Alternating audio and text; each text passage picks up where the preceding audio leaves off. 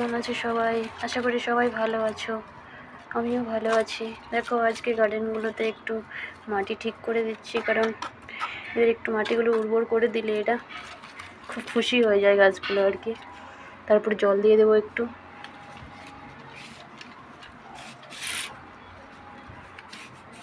দেখো খুব সুন্দর ফুল ফুটেছে, সেদিন দেখিয়েছিলাম তোমাদের।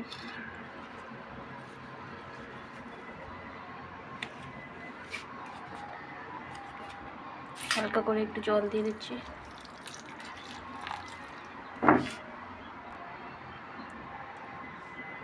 সব করা হয়ে গেছে।